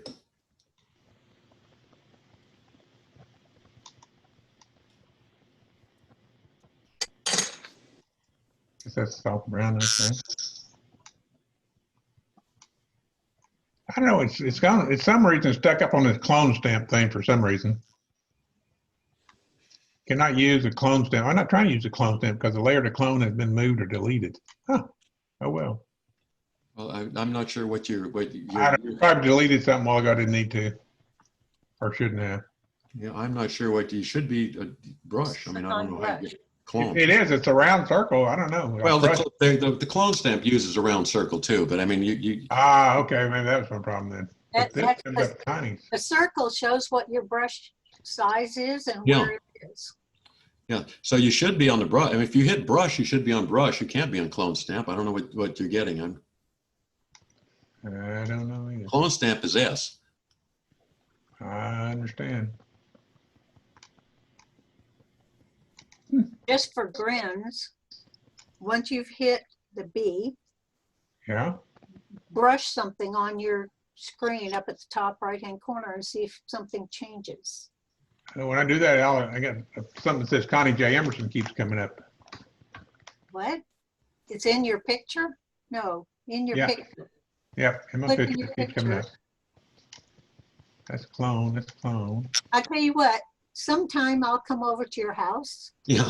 and walk you through this so that we can get on. Yeah, go ahead. That's fine. Yeah. Okay. I don't know what the problem is. I'm not sure what it. Not either. Yeah. Let me just get on a little bit more to let's do some dodging and burning here quickly. Okay. Again, I always do dodging and burning. Almost any photographer does. If you look at these trees, for example, there's not a lot of dimension in the tree. You want popping.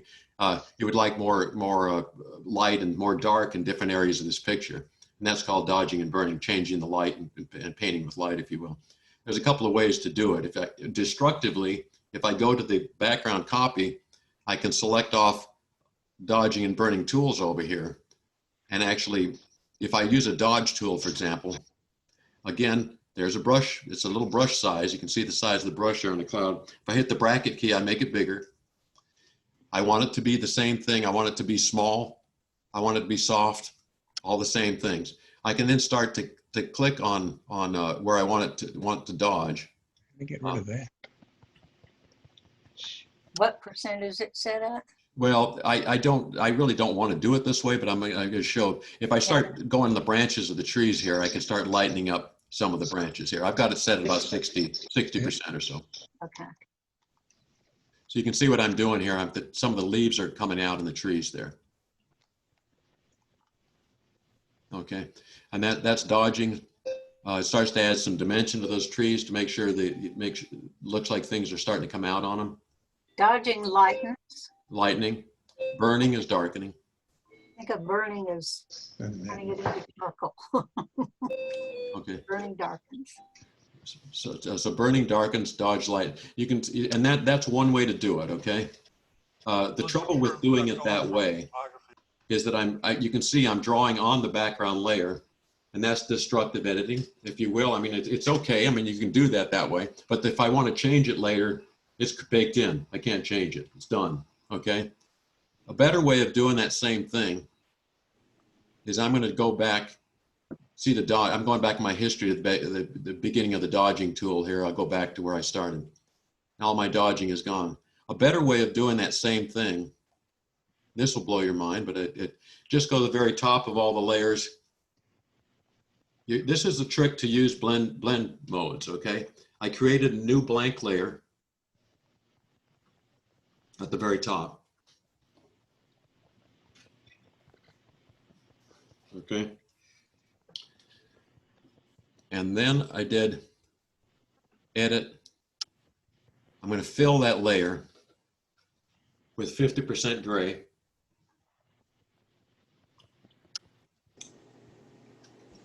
Okay, I've got a layer now of 50% gray laying on top of everything else. So what I'm seeing is 50% gray here.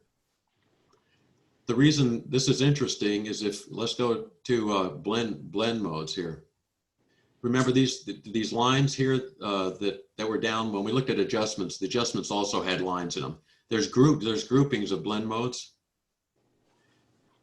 It's the first word in every one of these. This tells you what it is. This is the darkening blend. These are everything here darkens. All these lighten. These overlay ones work on the midtones. 50% gray is midtone. So if I use overlay, I turn this layer on and off, you see there's no change. The reason for that is that it's gray, right? So it's blended in the gray perfectly. You don't see any difference. But why would I want to do this? Well, if I dodge and burn on top of this layer, anything that's lighter than 50% gray is going to show up lighter on the picture. Anything darker than 50% gray will show as darker in the picture. So if I go to this layer here and use my dodge and burn tools, so now I'm dodging. I can do the same thing I was doing before. See the trees and stuff, and start to lighten up where I want the sun to be, make it look like the sun's hitting the trees in certain areas.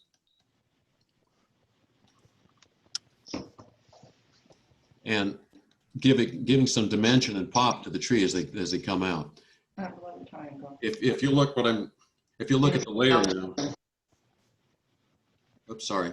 I did something wrong here. Option. There it is. There it is. So second option click. I mean, you just see the layer itself. Here's 50% gray, and you see where I did the dodging here. By the way, if you want to just see one layer and hide all the others, hold down the option key and hit that little eye.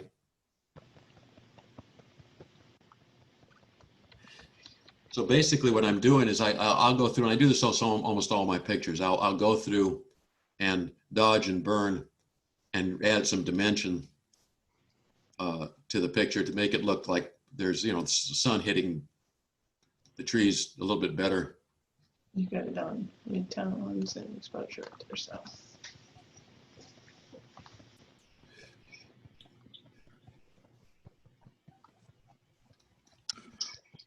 That's what his is. So you're good. Yeah. Raise that up just a little. Yeah.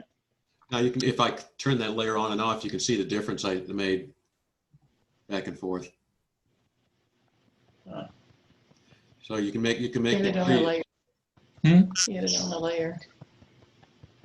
Needed to create a layer. Yeah, create a layer, fill it with gray.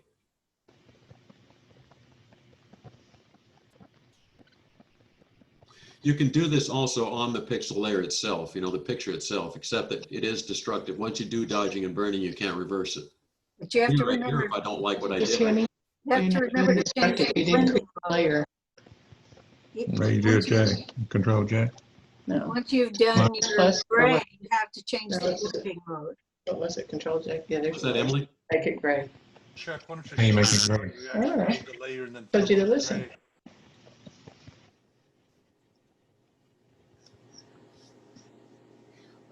Jim, you said something? No, I said, why don't you show again how you created the layer and then filled it with gray? Yeah, okay. I mean, just go to the very, very top. Hit that little plus box. Okay, that creates a blank layer, an empty layer. Mm-hmm. And then Go to the very top. Then once you, with your cursor on that empty layer, go to File, Edit, Edit Fill. Okay, Edit Fill. And when you get to the Edit Fill, you select 50% gray.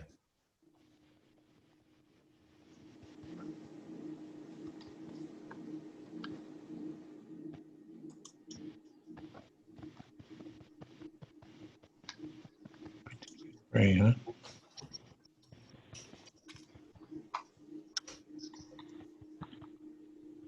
Where did you get 50% gray? Is it foreground color or something? Yeah, you go to edit. Right there, it's below there. Edit. Oh, 50% gray, I see it there. Okay. Says contents. Yeah. Yeah, okay. Okay. All right. Now you got 50% gray. All right. And then the next thing you got to do is remember to go to one of the blend modes that it impacts the midtones. Overlay is the best one there. Sometimes our hard light and these others will work, but you can see what happens if on my screen, if I toggle through some of these other blend modes, not bad things happen. You know, so overlay works best. And then the layers? It's on it up there above where it says normal. If you click on that down below, it has that menu. You know, you'll sort of have to see what I'm doing here if you just look at my screen. Layer, So when layers. you select 50% gray and you do the overlay, and then the opacity has to be adjusted also? No, don't change opacity. Don't change opacity. Just okay. Yeah, you fill it full of gray, 50% gray. Okay. Then you change the blend mode to overlay, so that in fact the 50% gray disappears. You know, anything now that's lighter than 50% gray will show up as brighter. Anything that's darker the other direction get darker. So if I want, I just lighten the trees here. If I want to darken some areas here, I can use my burn tool. And for example, I can darken the foreground a little bit where these bushes are down below, just so the eye doesn't go right to those bushes. So I could create a little vignette if I wanted to by going around the picture this way, you know, whatever you want to darken, you can sort of darken down. How do you get back to your picture? Mine's the black and white. Black and white, geez. Yeah, it's gray and on the bottom and black on the top. You have your layer is your layer is selected, and you have an overlay blend mode. Oh wait a minute, maybe this is the problem. There's a layer, one there. Then go up to the window where it says normal and click on that. Okay, I got normal. Now, Okay, click now on good. Now normal. scroll down. Click on scroll down to overlay. Okay, overlay, find overlay. It's in the third little box. All right, there's overlay. Okay. So now do you see it? Yeah, I got it now. Okay, now if you dodge and burn, say go to the dodge and burn tools on the left-hand side. There's a little hand or a little sort of a, I don't know what they're look. Yeah. Dodging is the that hand tool. Now the dodge, if up above, you want to make sure that the dodge tool is set to midtones, because what you're dodging on is gray. That's midtone. The exposure is something less than 100%, because again, like when we talked about the brush and the opacity of the brush, you don't want it to be 100%. You hit it and it turns dark white. So something less than 60%, 70, whatever. And now wherever you brush on that gray layer is going to lighten up like this, and it'll be subtle. You'll have to brush several times until you get it where you want it. How do you get to midtones, you said? It's up at the top. Up the very, very top. Anytime you select a tool, everything is for that tool is right on top. Range, midtones. It's going to say shadows, midtones, or highlights. Oh, midtones. Okay. Is that yours? Okay, midtones. Exposure, whatever, 60%, 70%, something less than 100. Okay. Now I don't know what the heck's going on. Oh, that's your screen is on my screen now for some reason. Well, in my opinion, dodging and burning is one of the most important things you can do to a picture. You should be doing that to almost all your pictures to finish them up.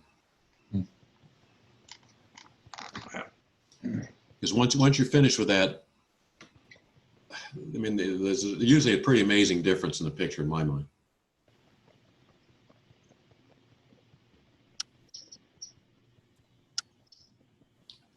somewhat similar to using the brush in the brush tool in Lightroom, correct?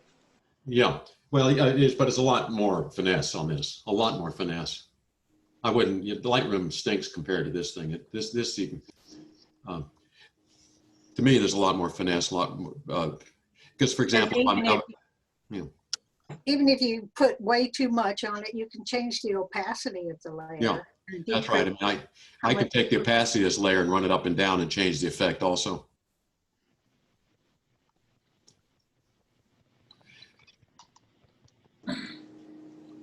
Does anybody want to know how to make a cloud show up in that sky up there, or is it too much?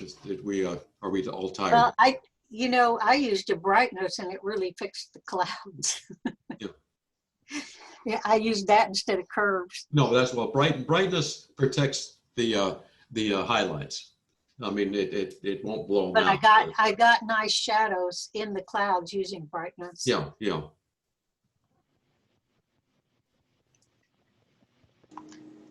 Okay.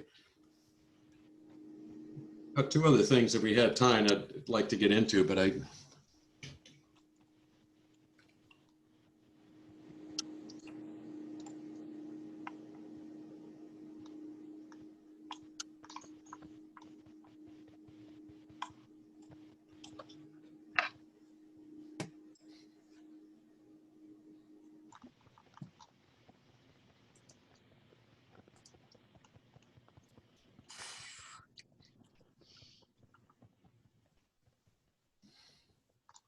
Ready?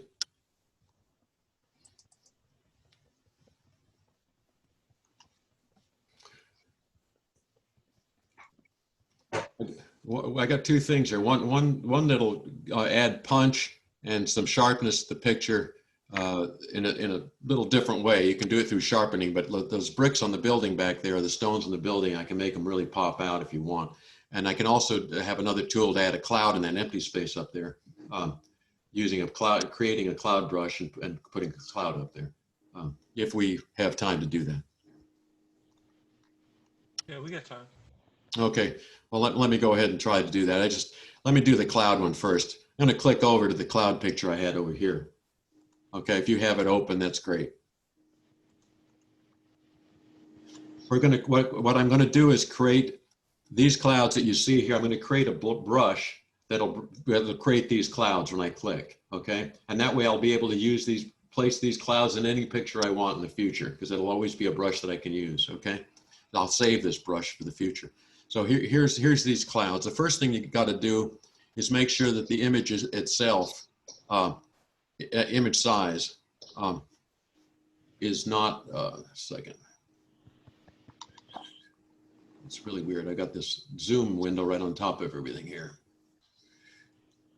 The image size, I just went up to image size on this thing here. It can't be any bigger than 2500.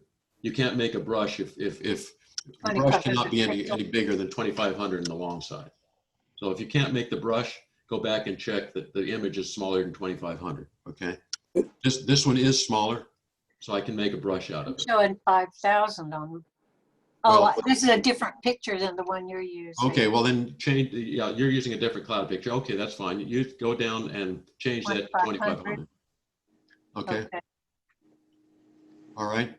So oh, Chuck, I have to go. I have to take my stepson to work. Thank you very much, though. All right, good. Thank you, Andrew. Bye, Andrew. Bye. Okay, I've got this picture is 2500, so I'm gonna make a brush out of this thing, okay? Also, when you're resizing, you need to make sure that the resample box is checked, because if you just change the pixel width to something else, it'll increase the resolution. It's going to preserve the amount of image unless you hit resample. Yeah, well, we're making it smaller anyway, so 2500, that should be okay, because this is going to be a brush. It's not going to be too critical. Okay, so now what I've done is I've got this image size right. I'm going to go to, and I'm going to do some destructive editing on this thing, but I'm going to do image adjustments, and I'm going to go down to black and white. Okay. So now I've got a black and white image here. I'm going to take the blues here, the blue sky. What I'm trying to do is create something that's totally black and white, right? So that I got the black sky.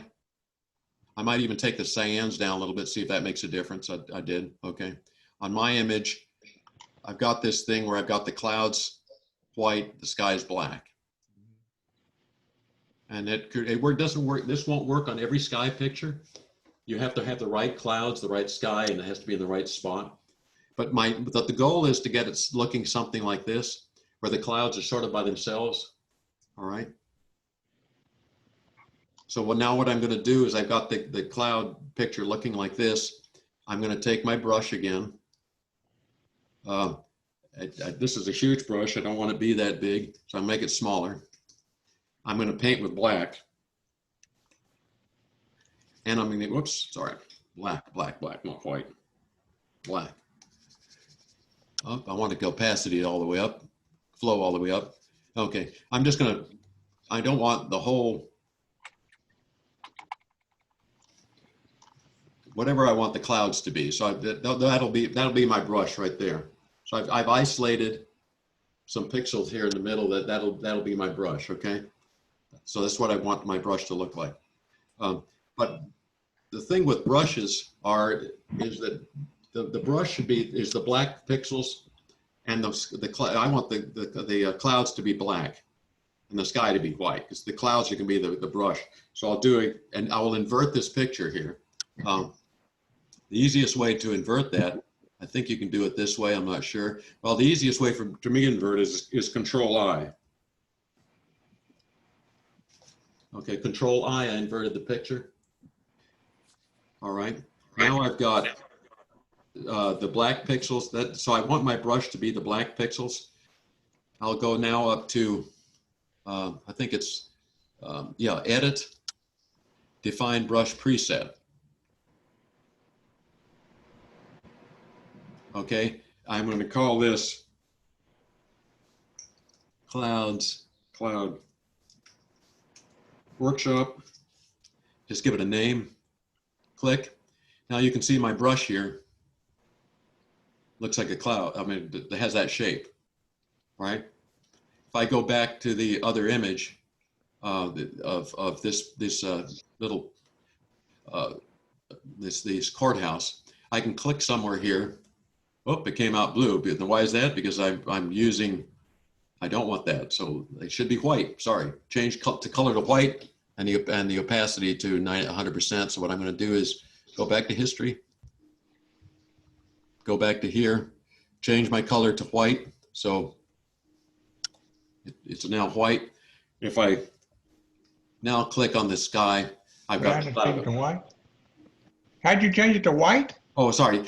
See the little boxes in the bottom left down there? You see them? Now, if you hit D, it'll go to the default colors, which are black and white. If you hit X, it'll toggle between the black and the white. So I hit D and then I hit X.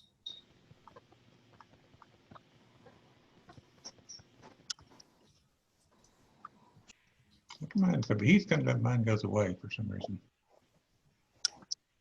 Chuck, Pam just sent me a text to let you know that they just lost electricity and internet. Oh, geez. So she'll want to catch up on the recording. So I told her, I think you'll just send out where the recording will be later, okay. Right?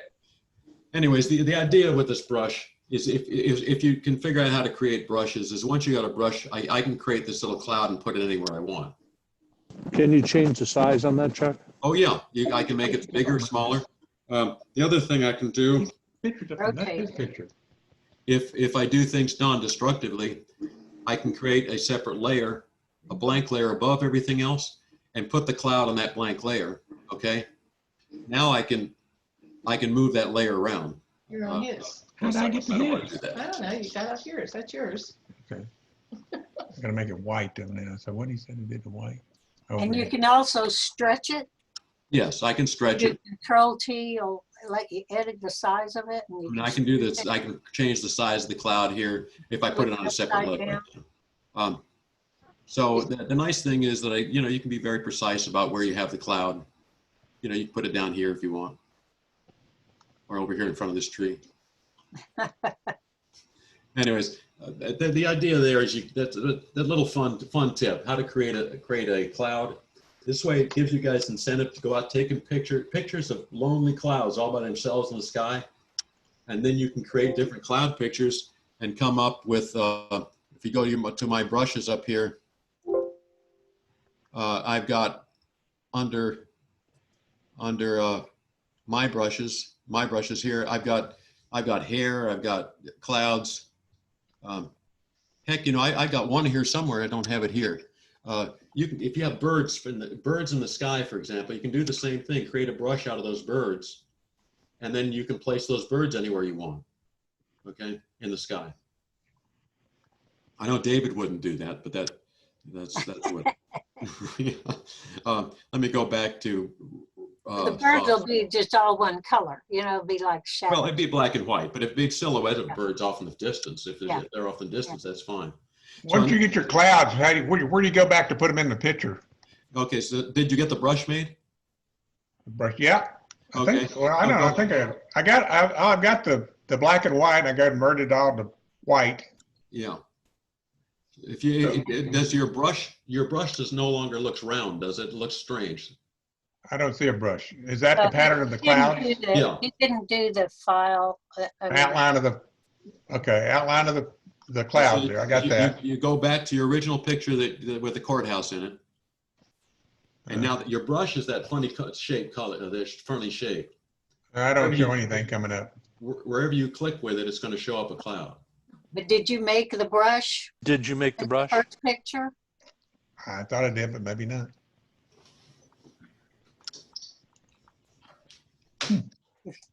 Oh well, so much for that.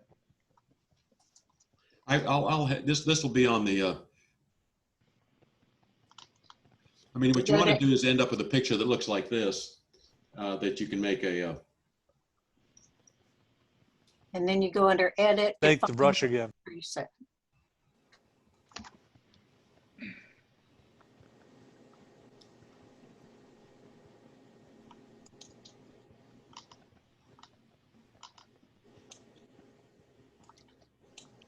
Did you get it?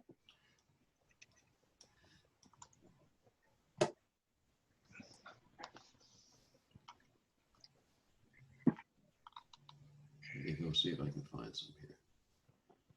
It's,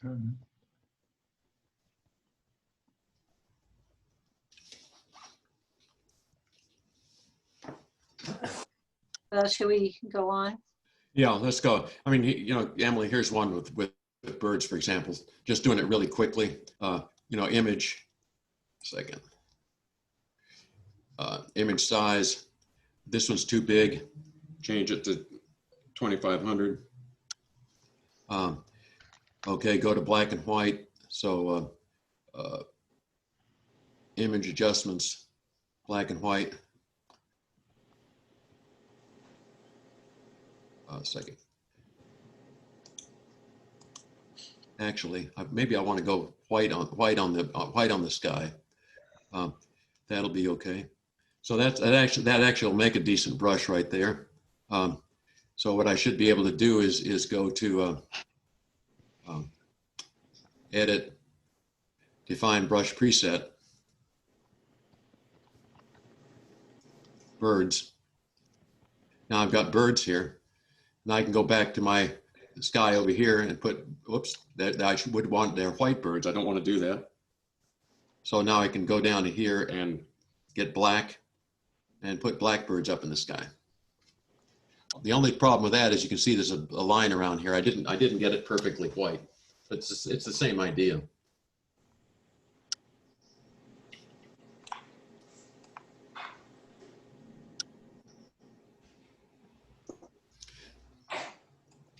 Cool. Okay. The point is there's a hell of a lot you can do in Photoshop. I mean, there's one more area that I would call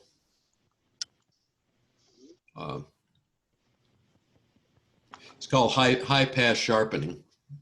If you want to make those rocks and stuff come out in the church, I mean if you like some gritty rocks and you think things that look very sharp, it's a nice way of sharpening without adding a lot of noise. a lot of detail, sort of like the texture in Lightroom, very similar to that.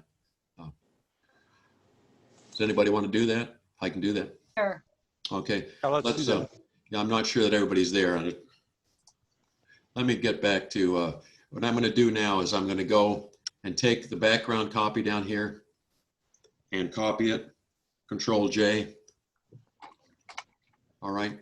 And I'm going to take this thing and just run it all the way up the top. I didn't want to do that. Let me back off. I'm going to back off. Instead of doing that, I'm going to go to the very top of this stack and do Shift Option Command E.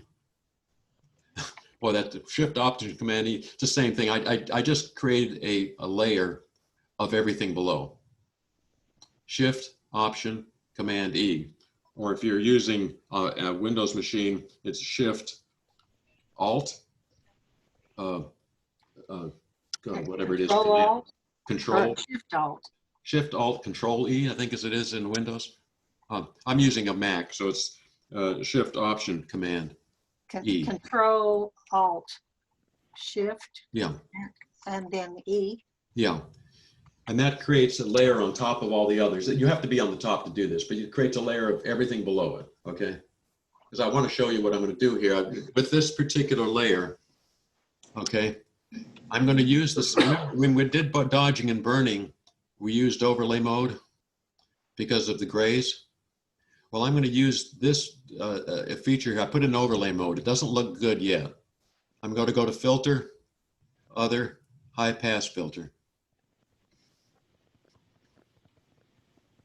Now, the high pass filter makes a very strange looking pictures of grays. Where did you get high pass from? Okay, go to Filter. And then Other. Other.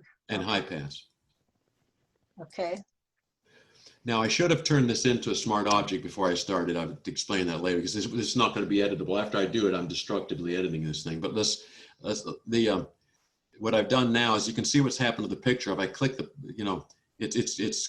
it's really added a lot of pop. If I use this little slider down below, I can make this picture go pretty crazy by sharpening up details. And this does it without adding a lot of noise to the picture, which is pretty cool. But for things like rocks, the stones on this courthouse, even some of the leaves on the trees, you can get a pretty nice effect out of this thing. If you move your cursor over and click on the stones, then it'll show you a close-up of where you click. So right there. But the idea is it's going to show you that the idea is that once you've done that, you can then put a mask on this layer here, invert the mask, and then paint in using white. Paint in the effect of the detail on those stones. You don't have to have it all over the picture, but you can paint in the detail where you want it.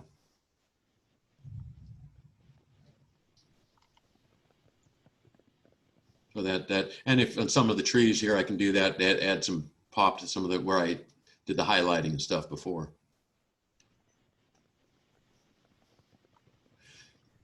So now turning that on and off, you can see it's added some more pop to the picture. Isn't Photoshop easy?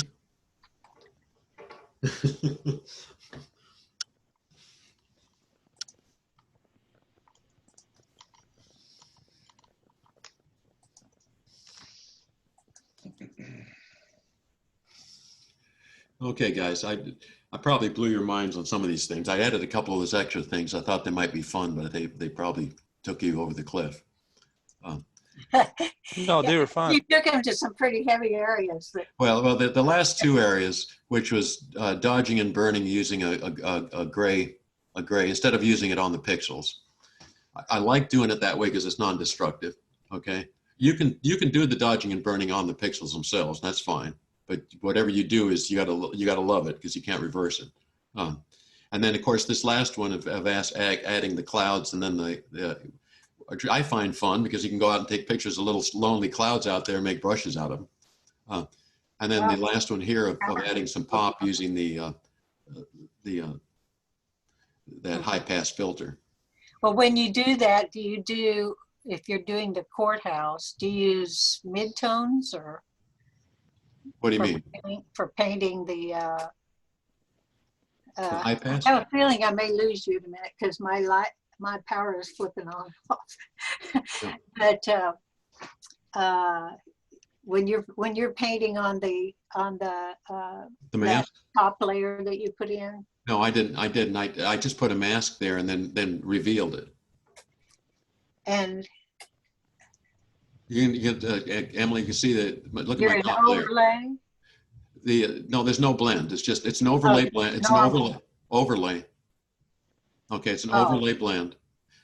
So to do a high pass sharpening, it's very similar. It's very similar in Lightroom to doing what do they call it in the basic panel? What do they call it? They call it clarity and texture. It's very much like a clarity slider. Okay, it's like doing clarity. It gives you a lot of more pop and detail, local contrast if you want to be technical. So it's called high pass sharpening. And the way you do that basically is you take the layer itself, use the high pass filter on it, put it in an overlay mode, and then you've got it. Now, without you can have it for the whole picture, or you can mask in what you want. Okay. So I have a mask on mine, so I can take the mask off.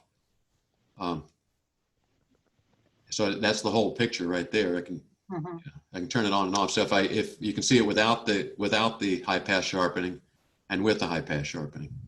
Okay. And that's too much because you see some of the clouds now have halos on them and stuff like that. So the easiest way to get rid of where you don't want it is to mask it. Put a mask on it and invert the mask to black. You can also create a black mask. Let me take that off. You can also create a black mask by hold down Option and click on the mask. It comes up as black. Okay. Now, if I use white, I can just paint in where I want that detail to show up. And typically, it'll be like a stone wall or rocks or whatever, or a building like this, or maybe even sometimes leaves on the tree, make them pop a little bit. Okay, so you can see I've created that's the mask there, and I've masked in what I wanted. Okay.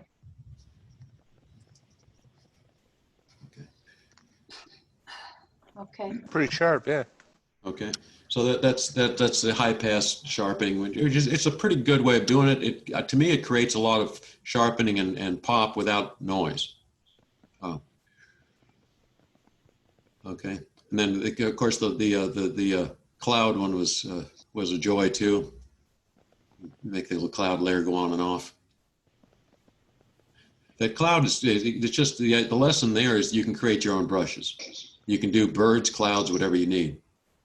And once you've got those brushes, you can go back to your brush panel here, and you should find the bird. Well, you should actually create a folder with your own brushes first. For example, I'm not sure where the hell my birds went. There's my birds down here. I don't want that. I really don't want that because I'll delete the brush. Because that's my bird picture here. Okay, well, what do you guys think? Pretty cool. Pretty cool. There are other ways than the two that you picked for cloning those flowers in the corner. That can be a lot easier, and one of them is just deleting them with content aware fill, but that's your story, I guess. I mean, the one another one you're talking about is to go ahead and use a lasso tool. So select off an area like that. Okay, then go to edit. Oh, a second. This is the background layer. I can't do that on background layer. I went down and did it on the background layer. That's not good. I have to do it On on your this. top one, maybe. Yeah, let me unlock the background layer. This is cheating. Now I should be able to do it. Edit, content aware fill. Okay, and this one here now says I want to select. I can do it automatically. And if I hit auto, you'll see down here in this little preview picture what it does. See what kind of. I don't like what it did here. It picked off part of the building and a lot of other crap. So I can say, no, I'll do it custom. I want to tell it, select from this area here. I want you to select from the flowers. Don't select the building over here. Don't select everything else. Now let's see what it does. Okay, it did a better job. Now I can go back and it's thinking. So there's different ways. Like I said, in Photoshop, there's 1,000 different ways to do anything. That's another one. You can select it off with the lasso tool and then use edit content aware fill. Or sometimes it used to be you could just say delete and it would say use content aware fill. But Well, the other. I tried that, it didn't work right. I don't Well, know. the other one you can do is let's see. Let me go back here. Go back here. Layer 0. I can do select. I can do edit. Fill content aware. I can do that also. So there's a lot of different ways you can do that. In Photoshop, if there's one way to do it, now see, you can see what happened. It picked off parts of the building and stuff. That's why the other one's so much better. You can tell it, don't look all over the picture, just here. You know. If you're up in the sky and there's a little bit of a tree, it's real easy, or you can use the heel brush to get rid of it too. Well, yeah, you can use that, or to me, I still think that the this patch tool, if you want to get rid of a branch, is just grabbing it like that and moving it out. Yeah. You know, you can just grab, you know, if I want to get rid of that cloud, you know, just moving it away and doing that kind of thing. So that little patch tool is pretty good for things like trees and stuff. There's a little branch sticking in right there. All right. So I'll let you guys go to sleep again. You getting storms in your area? Yes. We're not getting anything down here yet. But we're always at the end of the thing. Okay, well, thank you so much for all your hard work, Chuck. You just amazed me. Do you have a life outside of? No, I don't. This is it. This is it. I don't know. Well, you guys, I hope I didn't blow your minds too much. I'll try to